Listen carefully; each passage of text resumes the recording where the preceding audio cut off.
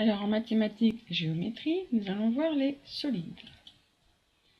Premièrement, nous allons voir la définition d'un solide, ensuite des exemples, et enfin une carte mentale pour résumer la leçon. La définition d'un solide. Alors, on va d'abord repartir sur la définition des polygones, qui en géométrie, on dit qu'ils sont dans le plan, en 2 dimensions. Tu vois, à plat, avec la paume de la main, c'est sur une feuille en fait. Je t'ai mis à gauche une notation mathématique. Tu vois la flèche bleue, ça s'appelle l'axe des abscisses, noté X. Et la flèche rouge, ça s'appelle l'axe des ordonnées, noté Y, mais ça mentionne bien que c'est bien dans le plan, en 2 dimensions. Alors les solides, eh bien, on va être en 3 dimensions, donc il va y avoir une notion de géométrie dans l'espace. C'est-à-dire que sur les notations mathématiques, tu vois, j'ai rajouté l'axe Z, la petite flèche orange, qui va donner la dimension de la profondeur d'une figure. Donc là, on est dans l'espace, donc c'est la géométrie des objets de notre monde qui nous entoure tous les jours. Encore du vocabulaire. Alors, on va parler sur les solides de sommet. Tu vois, c'est le petit point rouge, donc tu vas toucher avec ton doigt, ça va piquer.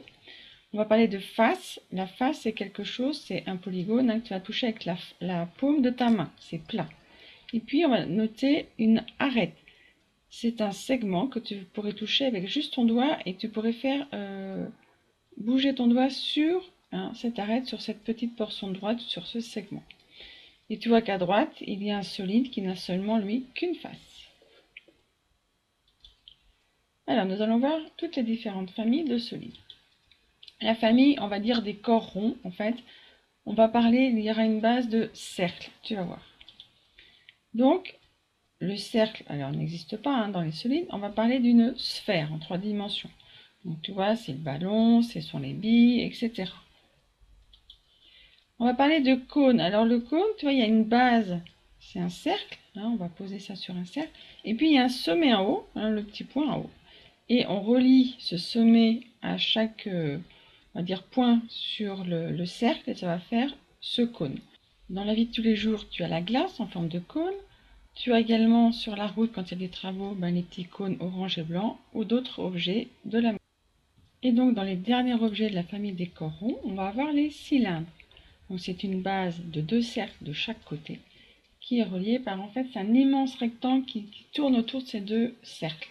Donc, ça fait des cylindres. Donc, je t'ai mis des exemples de la vie de tous les jours, des boîtes de conserve, où tu te souviens, celle du sirop d'érable, un tambour, une bouteille de sirop, etc.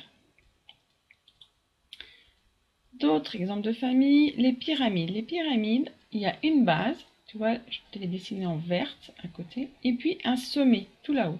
Et on trace des traits, donc ils vont faire des faces entre ce sommet et les 4 coins, là c'est les 4 coins, mais les coins de la base. Alors il y a des bases triangulaires, donc j'ai un triangle, une base à 3 sommets en bas, et puis je trace avec le sommet restant tout en haut des traits, donc ça me fait des faces triangulaires. Quelques exemples, dont le dernier que tu dois connaître. Il y a des pyramides à base carrée, donc les plus connues sont les pyramides en Égypte, bien sûr. Et tu vois, je te mets un exemple où le sommet n'est pas forcément pile poil au milieu, en quelque sorte en hauteur de la base. Il peut être un petit peu décalé. Évidemment, la pyramide du Louvre aussi. Et puis, il y a d'autres formes, d'autres pyramides avec d'autres formes, c'est-à-dire que la base peut avoir un octagone, un hexagone, etc. Alors maintenant, je vais t'indiquer la famille des prismes. Alors la prisme, il y a 2 bases, tu vois, une en bas, une en haut, elles sont rouges sur mon schéma. Et puis elles sont reliées entre elles, ces bases, par des rectangles. Là, je te les ai fait en vert, ces rectangles. Donc toutes les faces sont forcément des rectangles. Des pyramides à base triangulaire. Donc je t'ai mis en rouge, là, dans les 2 premiers exemples, les bases. Eh bien, la pyramide la plus connue, peut-être que tu la connais, c'est là le paquet de Toblerone. Des pyramides à base carrée, tu vois, sur les côtés, ou à base rectangulaire. Attention, la base est rectangulaire, plus, évidemment, les faces. Je t'ai mis plusieurs dessins, et le dernier schéma tout en bas, tu vois, c'est une maison, avec en bas un prisme, donc à base carrée, et en haut, un autre prisme à base triangulaire. Et puis, je t'ai mis là d'autres prismes avec d'autres bases de forme octogonale, hexagonale, etc. Et tu vois, le prisme noté A et le prisme noté B en bleu, lui, est un petit peu, on pourrait dire, incurvé, donc un peu penché, hein, pour te montrer que les prismes ne sont pas forcément droits. Et puis, un prisme bien particulier que tu connais, c'est le cube. Il est particulier parce que ses bases sont carrées, mais ses faces sont également carrées. Hein, donc on dit que c'est un prisme régulier, le seul prisme régulier. Alors, si on fait un petit récapitulatif des familles de solides sous forme d'arbre généalogique, il y aurait le mot solide en haut, et puis il y aurait des solides de corps, forme à corps rond, hein, tu les connais, donc la boule, enfin la sphère, les cônes, les cylindres, et puis il y aurait les polyèdres, c'est que les faces sont avec des polygones en fait plats. Alors, convexe, c'est-à-dire que on va pouvoir toucher avec la main tout autour, il n'y aura pas de trou. Hein. Il y a également les prismes qu'on a vus, et puis les pyramides.